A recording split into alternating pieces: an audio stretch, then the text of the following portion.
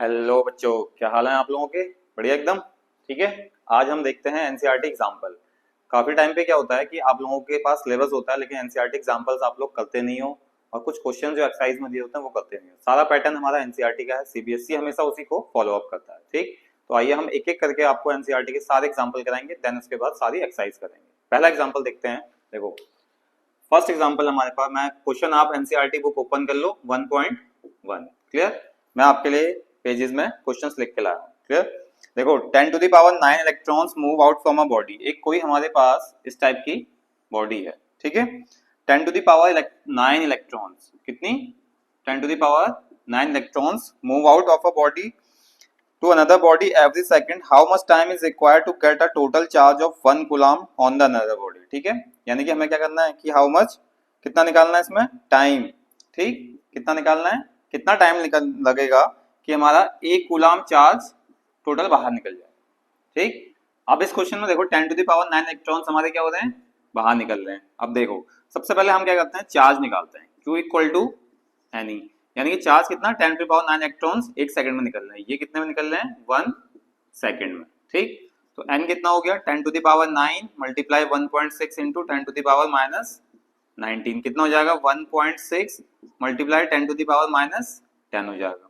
ठीक। इतना आ गया हमारे पास, Q equal to 1.6 into 10 to the power minus 10 निकल गया। अब देखो, एक सेकंड के अंदर हमारे पास इतना कूलाम चार्ज क्या हो रहा है, निकल रहा है, 1.6 into 10 to power minus 10 coulomb. ठीक। तो टी सेकंड में 1 कूलाम चार्ज निकल रहा है।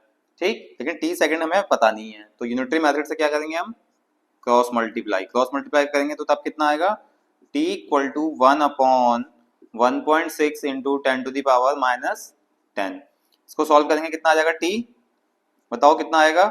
ठीक। ये ऊपर चले जाएगा पावर, टाइम कितना आ जाएगा, 6.25 into 10 to the power 9 second. इतना क्लियर। ये है हमारे पास सेकंड के फॉर्म में टाइम। अब आपके एनसीईआरटी में यही टाइम हमें किस फॉर्म में दे रखा है, ईयर्स की फॉर्म में। तो हम क्या करेंगे, t equal to 6.25 into 10 to the power 9 second, clear, 9 second divided by, एक साल में कितने दिन होते हैं, 365। ठीक। एक दिन में कितने आवर्स, 24। ठीक। एक घंटे में कितने मिनट होते हैं, 60। एक मिनट में कितने सेकंड, 60। तो ये सॉल्व करेंगे तो कितना आ जाएगा हमारे पास, 198.1 समथिंग आएगा। ठीक। तो इसको राउंड ऑफ करके हम 200 ईयर्स कर सकते हैं, या फिर इतना ईयर्स भी। आपका टाइम ये वाला भी सही है।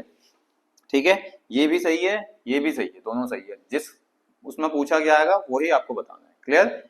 आते हैं एग्जाम्पल नंबर 1.2 पे। ठीक। 1.2 कह रहा है, how much positive and negative charge is there in a cup of water. ठीक है। एक कप ऑफ वाटर है हमारे पास, उसमें पॉजिटिव नेगेटिव चार्ज निकालना है। ठीक। कंसिडर करने के लिए हमने इसको, ये किसका है, वाटर का। ठीक। इसको हमने ले लिया है 250 ml, जो आप एज पर आपकी एनसीईआरटी, जो आपके एनसीईआरटी में लिया गया, कितना लिया गया, 250 ml लिया गया। वाटर का फॉर्मूला कितना होता है, H2O। कितना क्लियर है। ठीक। अब हम देखेंगे इसके अंदर कि हमारे पास मॉलिक्यूलर मास कितना है, मॉलिक्यूलर वेट कितना आएगा इसका, 2 इंटू 1 प्लस ओ के कितने हो जाएंगे, 16, टोटल कितना हो जाएगा, 18। ठीक। और m कितना आ जाएगा इसका, मॉलिक्यूलर मास 250 ग्राम। ठीक हो गया। अब हम एक फॉर्मूला लगाएंगे इसमें, n upon Na equal to m upon m naught. ठीक। यहां से हम n की वैल्यू निकालेंगे तो कितना आ जाएगा, m multiply by Na upon m naught. कितना आ जाएगा, m 250, Na कितना हो गया, 6.023 into 10 to the power 23 upon m naught कितना आ जाएगा, 18 आ जाएगा। ठीक। अब अगर हमारे पास देखो, ये है मॉलिक्यूलर मास। अब देखो, नंबर ऑफ मॉलिक्यूल्स में अब हमारे पास क्या है कि एक मॉलिक्यूल हमारा 10 इलेक्ट्रॉन कंटेन करता है, करेगा ही, 2 + 8 10 इलेक्ट्रॉन्स। ठीक। तो number of molecules containing 10 electrons, ठीक, कितना आएगा हमारे पास, 10 into 250 into 6.250 6.023 into 10 to the power 23 upon 18। ठीक है। ये 10 के लिए है।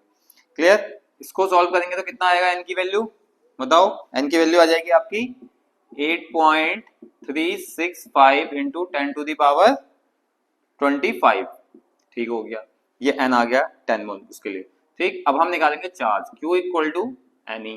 तो n कितना आ जाएगा 8.365 इंटू 10⁻25 मल्टीप्लाई 1.6 इंटू 10⁻−19। सॉल्व करो कितना आ जाएगा चार्ज इसके अंदर 1.34 इंटू 10⁻7 कूलम। इतना अमाउंट ऑफ हमारा चार्ज होगा। जितना नेगेटिव चार्ज होगा उतना ही पॉजिटिव चार्ज होगा, क्योंकि हमने क्या किया है वाटर को एज अ न्यूट्रल लिया है। ठीक है, क्या लिया है न्यूट्रल, तो पॉजिटिव नेगेटिव न्यूट्रल बॉडी के अंदर बराबर होते हैं। ठीक, इतना नोट करिए, फिर हम 1.3 पे बढ़ते हैं। करिए, नोट कर लिया आप लोगों ने। अब हम इसके अंदर करते हैं 1.3। कौन सा एग्जांपल 1.3 करेंगे। ठीक, 1.3 के सबसे पहले हम इसको मिरेज कर देंगे। देखो क्लियर। अब देखो 1.3 वाले में क्या है, इसको हम मिटा के क्या कर देंगे 1.3। क्वेश्चन पढ़ें। Coulomb's law for electrostatic force between two point charges and Newton's law of gravitational force between two stationary point charge masses both have inverse square dependence on the distance between the charges and masses respectively। ठीक है, आपको electrostatic force और gravitational force की बात करी गई है। ठीक, पहला पार्ट है compare the strength of these forces by determining the ratio of their magnitudes for an electron and proton. देखो पहला पार्ट कह रहा है कि हमें क्या करना है Fe और Fg का रेशियो निकालना है। पहली की बात तो ये है क्लियर। ठीक, अब किस किस के बीच में निकालना है, एक दिया इलेक्ट्रॉन और एक दिया है प्रोटॉन, और वो क्या है कुछ डिस्टेंस से सेपरेट कर रखे हैं। क्या डिस्टेंस है वो r डिस्टेंस हो गई।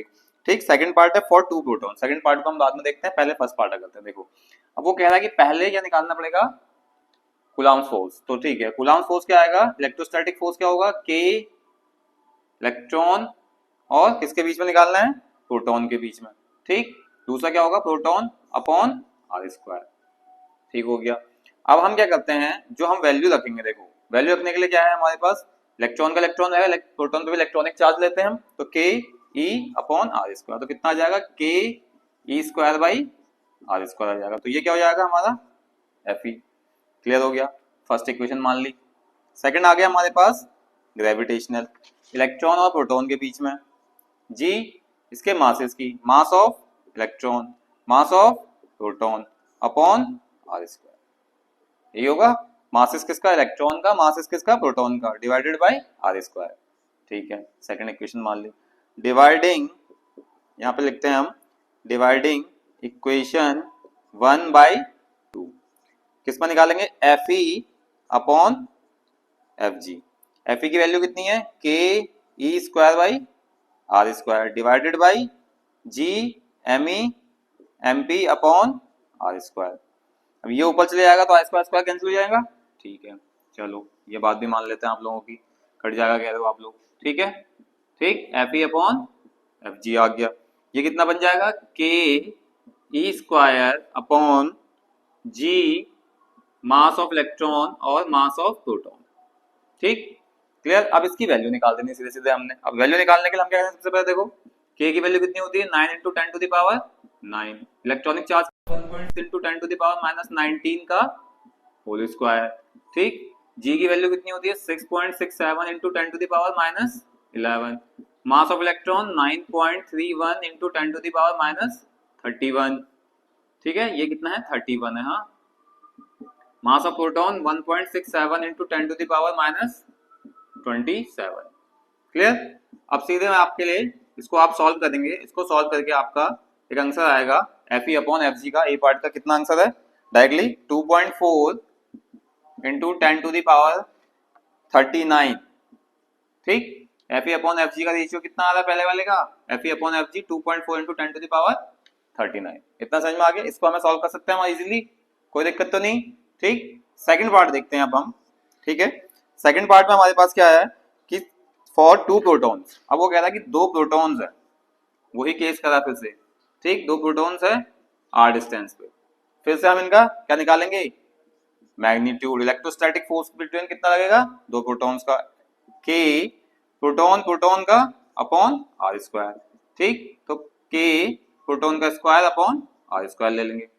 अब प्रोटॉन का स्क्वायर यानी कि हम इलेक्ट्रॉनिक चार्ज रखेंगे, ठीक, अब वहां पे हम इलेक्ट्रॉनिक चार्ज पुट कर देंगे। तो फर्स्ट इक्वेशन ये रही, एफ जी कितना आ जाएगा इसका, G mass of proton upon r square रख देंगे, कितना आ जाएगा, जिसको सेकंड इक्वेशन बना देते हैं। डिवाइडिंग इक्वेशन 1/2 कर देंगे। अब देखो डिवाइडिंग जब हम करेंगे तो कितना आएगा, देखो सॉल्व करेंगे तो एफ ई अपॉन एफ जी, ठीक, एफ ई अपॉन एफ जी करके कितना निकालेंगे हम इसको, k p square upon r square, ठीक, divide by G m e upon mass of proton का होल स्क्वायर। ये r square square cancel out हो जाएगा तो कितना बच जाएगा, के पी स्क्वायर प्रोटॉन का स्क्वायर, जो दो प्रोटॉन थे, G m e upon mass of proton का। अब इसको सॉल्व कर दो, कितना आ जाएगा, 9 into 10 to the power 9, electronic charge रख देंगे 1.6 into 10 to the power minus 19 coulomb का होल स्क्वायर, डिवाइड में रख देंगे 6.67 into 10 to the power minus 11, mass of electron कितना हो जाएगा, सॉरी मास ऑफ प्रोटॉन आएगा यहाँ पे, ठीक है, मास ऑफ प्रोटॉन का स्क्वायर कर देंगे, कितना आ जाएगा 1.67 into 10 to the power minus 27 का होल स्क्वायर, ठीक। सॉल्व करोगे आप इसे, कितना आएगा बताओ, सॉल्व करके आंसर आ रहा है इसका 1.3 इंटू 10 टू द पावर 36, ठीक है, समझ में आया कैसे किया हमने, दोनों का रेशियो निकाला, इलेक्ट्रोस्टैटिक फोर्स और ग्रेविटेशनल फोर्स का। तो हमारे पास रेशियो कितना आ गया, एफ ई अपॉन एफ जी का, पहला वाला ये पार्ट, सेकंड ये पार्ट, दो मैग्नीट्यूड आ गए। बी पार्ट कह रहा है estimate the acceleration of electron proton due to the electrical force their mutual attraction when they are 1 angstrom apart, ठीक है, इलेक्ट्रॉन और प्रोटॉन क्या है, एक एंगस्ट्रॉन के डिस्टेंस पे है। बी पार्ट में देखते हैं, इलेक्ट्रॉन और प्रोटॉन क्या है, एक एंगस्ट्रॉन के डिस्टेंस पे है, 1 एंगस्ट्रॉन का मतलब 10 to the power minus 10 metre, ये आपके क्वेश्चन में गिवन दिया हुआ है, ठीक है। अब सबसे पहले हम फोर्स का फॉर्मूला लगाएंगे, के Q1 Q2 by r square लगा देंगे, इसमें हमारे पास पता है सारी चीजें, कितना आ जाएगा 9 इंटू 10 टू द पावर 9, ठीक है, कितना आ जाएगा 9 into 10 to the power 9 multiply by electronic charge 1.6 into 10 to the power minus 19 multiply 1.6 into 10 to the power minus 19 whole divided by कितना हो जाएगा r square 10 to the power minus 10 का whole square हो जाएगा। सॉल्व करोगे तो कितना आ जाएगा इसका 23.04 multiply by 10 to the power minus 9 newton, ये आ गया फोर्स। अब इलेक्ट्रॉन का फॉर्मूला क्या होता है बताओ, अगर हम फोर्स का फॉर्मूला लगाते हैं ma, ठीक, एक्सेलरेशन किसका निकालना है, इलेक्ट्रॉन का, acceleration of electron equal to force upon mass of electron, और ऐसे ही हमारे पास किसका करेंगे, प्रोटॉन का करेंगे तो acceleration of proton equal to force upon mass of proton, निकल जाएगा। फोर्स की वैल्यू आपको यहाँ पुट कर देनी है, मास ऑफ इलेक्ट्रॉन यहाँ पुट कर देना है, फोर्स की वैल्यू यहाँ पुट कर देनी है, मास ऑफ प्रोटॉन यहाँ पुट कर देना है इजिली। तो आप इसका आंसर निकाल के कमेंट में बताइए, ठीक, और उसके साथ साथ ये सेकंड वाला क्वेश्चन एग्जांपल 1.2 नोट करिए, नोट कर लिया आप लोगों ने। अब देखो एग्जांपल 1. कौन सा है अगला, 4 वाला, ठीक है, तब तक आप लोग एनसीईआरटी से इसका फटाफट फिगर बनाइए, फिर हम आपको इसको एक्सप्लेन करते हैं, ठीक है। इसमें थोड़ा छोटा सा एक कॉन्सेप्ट लग रहा है, बहुत इजी है, बस देखने में बड़ा लग रहा है एग्जांपल, लेकिन है नहीं उसके अंदर कुछ, ठीक है। अब करके दिखाते हैं हम आप लोगों को, देखो करना क्या है, देखो सबसे पहले 1.4 में क्वेश्चन आपने रीड करना है, ठीक, क्वेश्चन के डाटा के अकॉर्डिंग, ठीक है। उसमें क्या है कि एक हमारे पास क्या है, नायलॉन की थ्रेड है, ठीक है, नायलॉन की थ्रेड है, उस पर हमने एक बॉल हैंग कर रखी है, उस पर पॉजिटिव चार्जेस है, ठीक हो गया।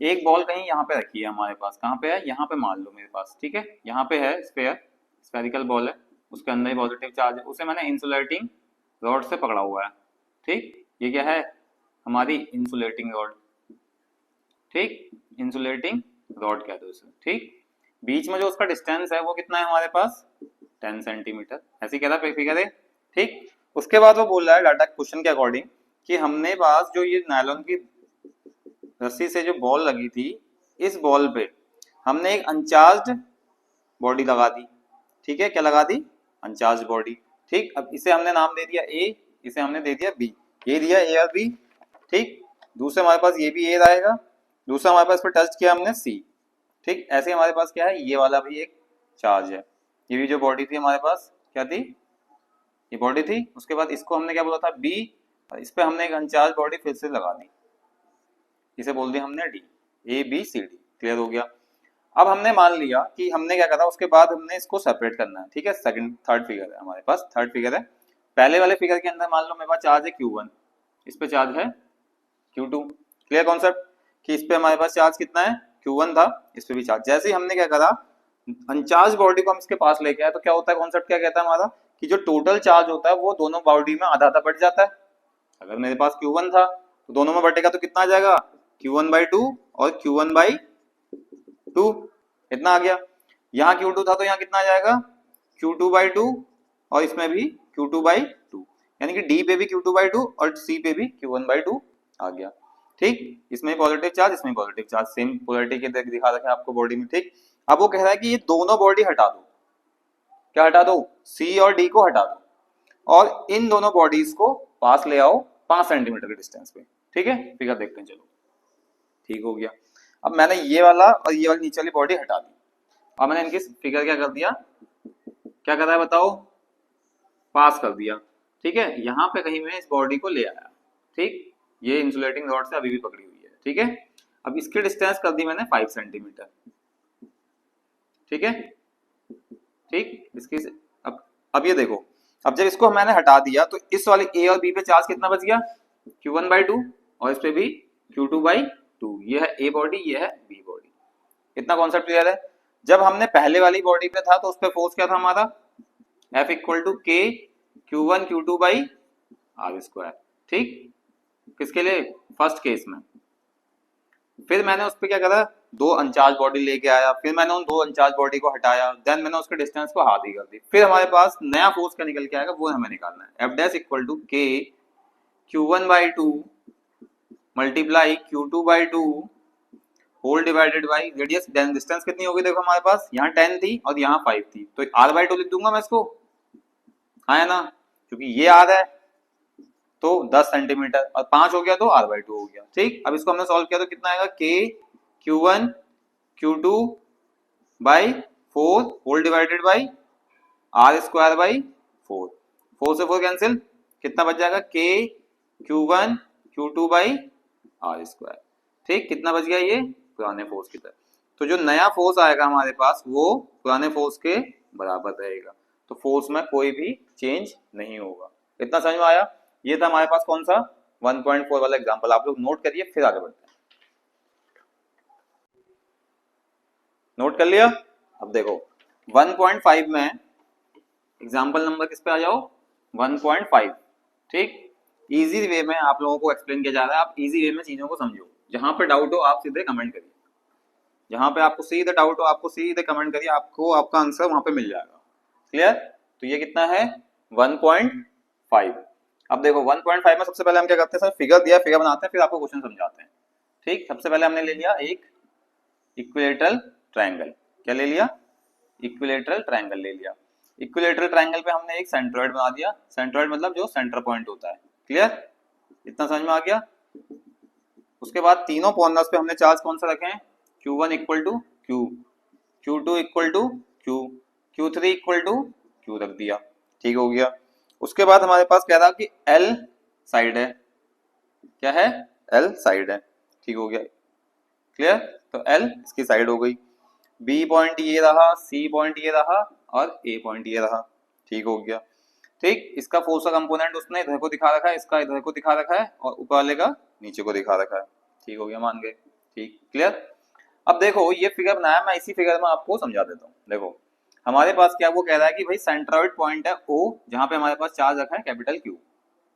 कॉन्सेप्ट क्लियर है। इक्विलेटरल ट्रायंगल है, टोटल एंगल कितना होगा, 60 डिग्री। ये भी 60, ये भी 60, ये भी 60, ABC तीनों एंगल। ठीक, अब हम देखते हैं। देखो सबसे पहली बात क्या है हमारे पास कि तीनों पॉइंट से फोर्स लगाना है इस वाले पॉइंट O पर, जिसपे हमारे पास चार्ज रखा है Q। अब ये चार्ज और इस चार्ज की पोलैरिटी सेम है, ऐसा क्वेश्चन में कहा गया है। पोलैरिटी सेम का मतलब क्या है कि small q and capital Q दोनों क्या हैं, पॉजिटिव या दोनों नेगेटिव, पहली बात। ठीक, अब इस पे जितना इस पे फोर्स लगेगा तो वो किधर को लगेगा, नीचे की तरफ को। ठीक हो गया। अब हमने क्या करा, नीचे की तरफ को फोर्स का कंपोनेंट बना दिया, तो इससे इस पे फोर्स कितना लगेगा, F = K Q Q/r²।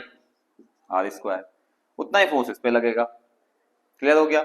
अब हम देखते हैं कि हमने सबसे पहले दो डायरेक्शन में फोर्स निकाला है, इन कौन से डायरेक्शन में, एक्स डायरेक्शन, या कह दो एक्स डायरेक्शन या वाई डायरेक्शन कह दो। चलो सबसे पहले हम निकालते हैं वाई डायरेक्शन में, वाई डायरेक्शन में। ठीक हो गया, इतना समझ में आया। अब देखो मैं इस कंपोनेंट को आगे बढ़ाते जाऊंगा यहाँ से यहाँ तक, ठीक है। स्ट्रेट लाइन से मैंने क्या किया, डॉटेड लाइन आगे को बढ़ाई। ये वाला एंगल पे ध्यान दो आप, कितना आ रहा है 30 डिग्री। तो इसका हॉरिजॉन्टल कंपोनेंट कितना होगा, इसका हॉरिजॉन्टल कंपोनेंट कितना होगा और वर्टिकल कंपोनेंट कितना होगा, ये आप मुझे बताओ। इस पे लग रहा है फोर्स F, तीनों का फोर्स बराबर आएगा, तीनों चार्जेस से, इस पे इस पे इस पे, तो हमने F मान लिया। ठीक, ये कितना आएगा F cos 30, और ये वाला कितना होगा F sin, क्या होगा F sin 30 डिग्री। कितना क्लियर मानते हो, क्योंकि ये 30 है तो ये एंगल भी कितना होगा 30 डिग्री होगा। Horizontal component cos 30, vertical sin 30। एक बात क्लियर। ऐसे ही हम यहाँ पे देखेंगे तो इसका भी कंपोनेंट कहाँ बनेगा, इस टाइप से कहीं यहाँ बनेगा। ठीक है, कहाँ बनेगा, यहाँ पे बनेगा। अब मैं इसको इधर को निकाल देता हूँ और इसको इधर को निकाल देता हूँ, कंपोनेंट पहले डिसाइड कर लेते हैं। तो जब ये एंगल 30 है तो ये एंगल भी 30 होगा, है ना। ये कितना बनेगा F cos 30 डिग्री, ये कितना बनेगा F sin 30 degree. Side triangle solve. ठीक, अब हम देखते हैं कि y डायरेक्शन में कौन से फोर्स लग रहे हैं और x डायरेक्शन में कौन से फोर्स लग रहे हैं, y x। क्लियर। अब देखो y डायरेक्शन वाले फोर्सेस में हम क्या करेंगे, सारे फोर्सेस को F कर देंगे, सिग्मा Fy कर दो। चलो y डायरेक्शन वाले का सिग्मा Fy ले लेते हैं। कितना लग रहा है, एक F sin 30 और एक F sin 30, ये वाला F sin 30 plus F sin 30, दोनों साइड सेम डायरेक्शन में जा रहे हैं। और नीचे वाले y डायरेक्शन में कितना लग रहा है, इसको भी F मान लेते हैं, तो कितना होगा -F, क्योंकि ये अपोजिट डायरेक्शन में जा रहा है। ठीक, अब ये कितना हो जाएगा 2F sin 30 माइनस F, कितना हो जाएगा 2F sin 30 की वैल्यू 1/2 माइनस F, 2 से 2 कट जाएगा, कितना हो जाएगा F minus F equal to 0। तो सिग्मा Fy कितना आ गया हमारे पास, y की साइड में 0 आ गया। आओ देखते हैं आप कौन सा, x डायरेक्शन में, इन x डायरेक्शन, कौन सा देखेंगे, इन x डायरेक्शन। अब x डायरेक्शन में हम कौन सा लेंगे, सिग्मा Fx ले लिया। अब Fx में देखो हमारे पास फोर्स x डायरेक्शन में कौन सा लग रहा है, F cos 30 एक और F cos 30। तो F cos 30 minus F cos 30 equal to कितना आ जाएगा 0। सिग्मा Fx कितना आ गया, 0 आ गया। अब हम निकालेंगे net force, net force F net equal to under root sigma Fx का स्क्वायर प्लस सिग्मा Fy का स्क्वायर। कितना आ जाएगा 0 का स्क्वायर प्लस 0 का स्क्वायर होल अंडर रूट, कितना आ जाएगा F net, F net will be 0। तो कॉन्सेप्ट क्या है कि सेंट्रॉइड पे जो भी चार्ज है आपके इक्विलेटरल ट्रायंगल के अंदर, वहां पे फोर्स नेट कितना आ जाएगा 0। ये समझ में आया क्वेश्चन। कुछ भी डाउट हो आप कमेंट में जरूर लिखिए। ठीक, इसको नोट करिए फिर आगे बढ़ते हैं।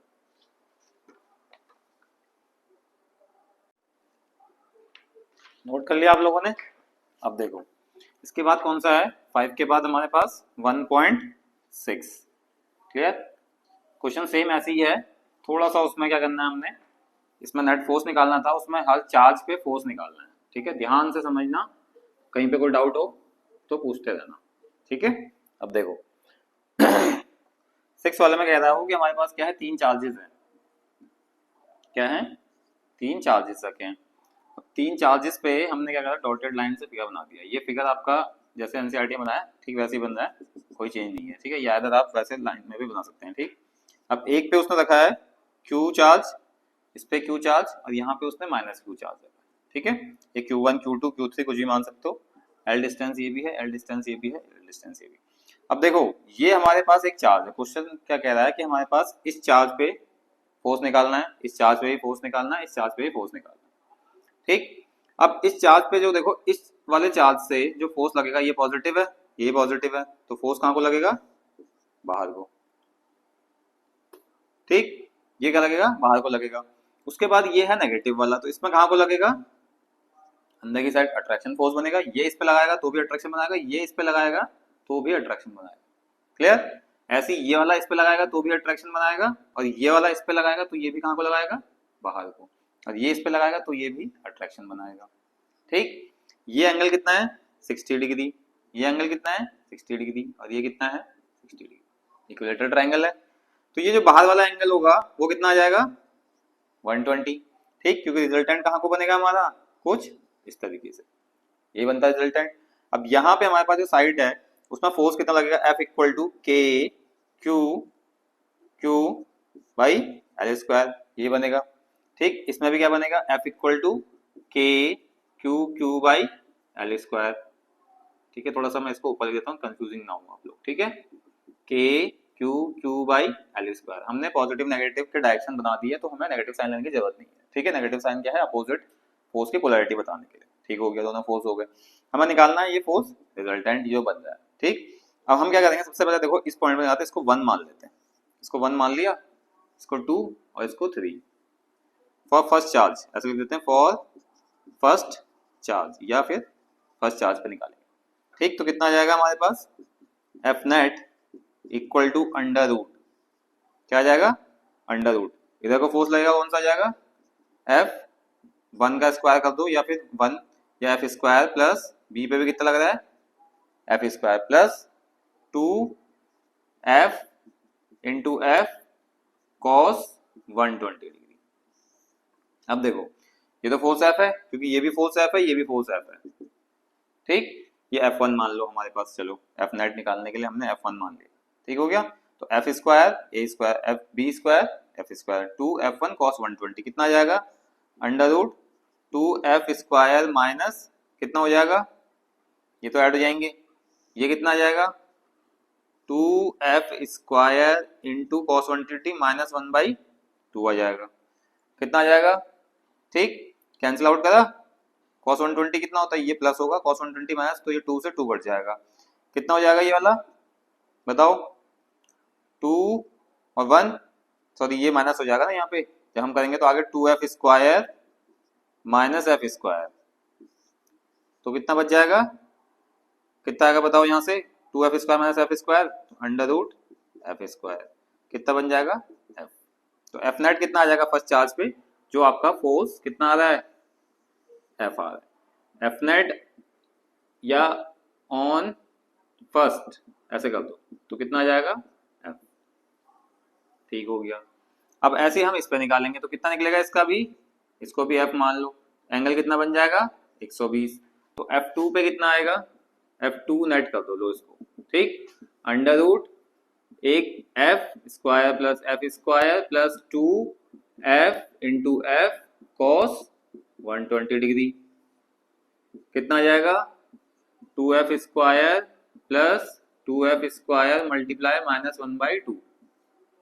ठीक, कितना हो जाएगा अंडर रूट एफ स्क्वायर, तो ये कितना बन जाएगा एफ, तो F2 नेट कितना आ जाएगा, ये भी एफ आ जाएगा। ठीक, यानी कि हमें क्या करना है, इससे भी इस पे फोर्स, इससे भी इस पे फोर्स, क्योंकि इससे इस पे फोर्स कितना लगेगा, F इक्वल टू के क्यू बाई एल स्क्वायर, इतना तो लगेगा। ठीक, इससे भी उस पे उतना ही लगेगा, बात खत्म। ठीक, अब हम निकालेंगे थर्ड वाले चार्ज पे, for third charge.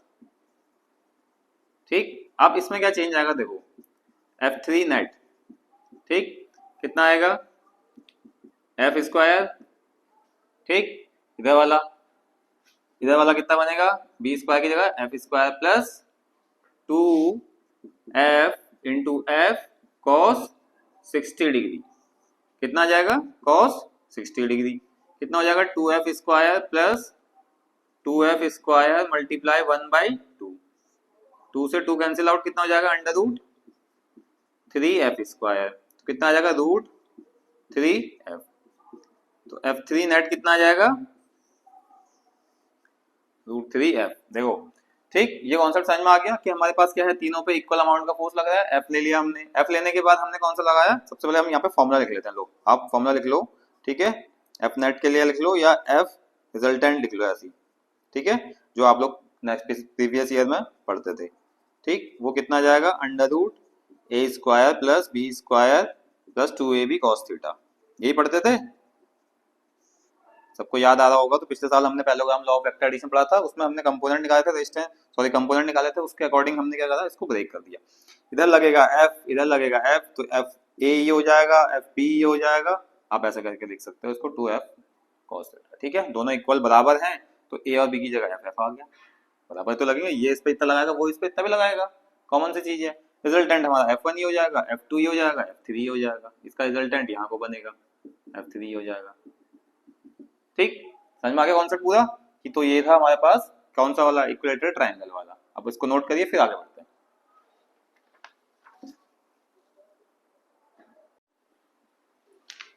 Note down कर लिया ये वाला, ठीक। ये था हमारा 1.6 न्यूमेरिकल, ठीक है। ये 6 वाला था जो अब मैंने अभी आपको कराया था ये वाला, ठीक। अब हम इसके बाद देखें 1.7। कंफ्यूज मत होना, क्योंकि कुछ क्वेश्चंस हमारे सेम जैसे लग रहे हैं, लेकिन आप एनसीईआरटी में चेक करते रहना साथ साथ, क्लियर। जब भी आप क्वेश्चन करने बैठो तो एनसीईआरटी आप ओपन करके साथ साथ क्वेश्चन भी देखते रहेंगे, और सॉल्यूशन यहाँ पे कैसे समझाया जा रहा है इजी वे में, आप ये भी देखते रहेंगे, क्लियर। अब देखते हैं, हम आगे बढ़ते हैं 1.7 वाले पे, ठीक। 1.7 आप निकालिए बुक में, एनसीईआरटी में example, electron falls through a distance of 1.5 centimetre in uniform electric field. सबसे पहले हम इसका क्या करते हैं, फिगर बना लेते हैं। फिगर बनाने के लिए हमारे पास क्या है, ठीक, नेगेटिव चार्जेस एक साइड और पॉजिटिव वाले एक साइड रख देते हैं, क्लियर। इलेक्ट्रिक फील्ड की डायरेक्शन कहाँ है, पॉजिटिव से नेगेटिव की तरफ, यही है, समझ में आ गया सबको, ठीक। इसमें क्या रखा है हमारे पास, एक इलेक्ट्रॉन, उसकी डायरेक्शन वो किधर को अट्रैक्ट करेगा, पॉजिटिव की तरफ को, ठीक। ऐसे दूसरा फिगर है हमारे पास, क्या उसमें हमारे पास क्या दिया हुआ है, नेगेटिव अपोजिट में और पॉजिटिव अबव वाले सेक्शन में, ठीक। अब नीचे को हम इसकी इलेक्ट्रिक फील्ड शो कर देंगे एज पर एनसीईआरटी बुक। यहाँ पे प्लस ई लिखा है, यानी कि प्रोटॉन, ठीक है। इतना समझ में आ गया। अब देखो क्वेश्चन में गिवन क्या क्या है कि डिस्टेंस ऑफ 1.5 सेंटीमीटर, डिस्टेंस कितनी दे रखी है, 1.5 सेंटीमीटर, यानी कि 1.5 इंटू 10⁻⁻² मीटर। पहले चेंज कर लेते हैं, ठीक है। इलेक्ट्रिक फील्ड कितनी दे रखी है, 2 इंटू 10⁻⁴ न्यूटन पर कूलम, इलेक्ट्रिक फील्ड भी दे रखी है। Unchanged proton falls through the same distance, computer time of fall in each case. इन दोनों में इलेक्ट्रॉन का और प्रोटॉन का टाइम निकालना है, क्या निकालना है, टाइम निकालना है। कितना क्लियर है। सबसे पहले हमारे पास फॉर्मूला क्या होता है, F equal to Q E होता है, और F equal to M A होता है, कितना पता है। एक्सेलरेशन कंप्यूट करोगे तो क्या निकलेगा यहां से, बताओ, क्यू ई बाई एम। अब इलेक्ट्रॉन का निकालोगे तो acceleration of electron, mass of electron, ठीक। ऐसे हम क्या करेंगे, एक्सेलरेशन ऑफ प्रोटॉन, तो कितना जाएगा, Q E mass of proton. तो कॉन्सेप्ट समझ में आ गए। अब वो कह रहा है कि हमारे पास क्या है, इलेक्ट्रॉन नीचे की तरफ आ रहा है, उसका टाइम ऑफ फॉल बताना है हमें, ठीक। फॉर्मूला लगाएंगे, S is equal to ut plus half at square, second equation of motion. Initial velocity हमारी क्या हो जाएगी, 0, तो S कितना हो जाएगा, हाफ at स्क्वायर, हो गया। अब हम देखते हैं यहाँ पे कि 2s equal to a t square. Formula लगाएंगे यहाँ पे t का, t equal to under root कितना आ जाएगा, 2s upon a, 2s upon a आ गया। अब इलेक्ट्रॉन का टाइम फॉल निकालेंगे, कितना आएगा, time of electron under root 2s upon acceleration of electron. अब एक्सेलरेशन ऑफ इलेक्ट्रॉन का फॉर्मूला हम रखते हैं, कितना आ जाएगा, under root 2s, acceleration of electron कितना है हमारे पास, Q E by M E, तो कितना आ जाएगा, क्यू ई नीचे आ जाएगा, मास ऑफ इलेक्ट्रॉन ऊपर आ जाएगा, बन जाएगा ये फॉर्मूला। वैल्यू पुट करते हैं, वैल्यू पुट करी तो अंडर रूट कितना आ जाएगा, 2 मल्टीप्लाई डिस्टेंस कितनी दे देगी हमें, 1.5 इंटू 10⁻⁻², मास ऑफ इलेक्ट्रॉन कितना होता है, 9.31 इंटू 10⁻31, ठीक हो गया। चार्ज कितना हो गया, 1.6 इंटू 10⁻19 कूलम। इलेक्ट्रिक फील्ड कितनी तरह की है, 2 इंटू 10⁻4। अब हम अगर इसको सॉल्व करेंगे तो टाइम पीरियड ऑफ इलेक्ट्रॉन कितना आ जाएगा हमारे पास, कितना आ रहा है बताओ, 2.9 इंटू 10⁻⁴ -9 सेकेंड। देखो बेटा कैलकुलेशन तो आपको करनी पड़ेगी, ठीक है, एग्जाम में भी और यहाँ पर भी, क्लियर, क्योंकि कैलकुलेशन हम करते जाएंगे तो टाइम हमारा काफी वेस्ट होगा। तो उससे बड़े हम टाइम को यूटिलाइज करने के लिए आपको जहां पे कैलकुलेशन अटक जाएगी आप सीधे कमेंट बॉक्स में कमेंट करिए, हम आपकी कैलकुलेशन वहीं पे सॉल्व करा देंगे। इजिएस्ट मेथड, ठीक, क्लियर आ गया। टाइम पीरियड ऑफ कितना आ गया, इलेक्ट्रॉन का आ गया। ऐसे हम निकालेंगे इसका टाइम पीरियड ऑफ प्रोटॉन का, कितना आएगा बताओ, सेम फॉर्मूला लगाएंगे 2s mass of proton upon QE, clear. अब देखते हैं कि हमारे पास क्या है। देखो टाइम ऑफ प्रोटॉन के लिए क्या करेंगे, अंडर रूट 2 मल्टीप्लाई डिस्टेंस कितनी है, देखिए 1.5 इंटू 10⁻⁻², ठीक हो गया। 9 पॉइंट कितना, सॉरी 9 नहीं आएगा यहाँ पे, मास ऑफ प्रोटॉन कितना आएगा 1.67 इंटू 10⁻⁻27, क्लियर, ठीक। उसके बाद नीचे कितना आ जाएगा 1.6 into 10⁻⁻19 multiply by electric field 2 into 10⁻⁴। तो टाइम ऑफ प्रोटॉन की वैल्यू कितनी आ जाएगी आपके सॉल्व करके, 1.3 मल्टीप्लाई 10⁻⁻7 सेकेंड, ठीक है। Time of fall of proton कितना आ जाएगा 1.3 इंटू 10⁻⁻7 सेकेंड। अब इसको डेसिमल में करोगे तो फिर इसको डेसिमल पॉइंट पॉइंट में आएगा आंसर, ठीक है, सेम ऐसे ये वाला, क्लियर, इतना समझ में आ गया। तो ये है हमारे पास 7 न्यूमेरिकल्स एक्सरसाइज के, बाकी इसके बाद अभी 5 और बचे हैं, 12 एग्जांपल्स हैं, उसके बाद फिर एनसीईआरटी एक्सरसाइज कराएंगे, क्लियर। तब तक आप इसको नोट करिए, फिर मिलते हैं नेक्स्ट वीडियो में 8th एग्जांपल से। Thank you.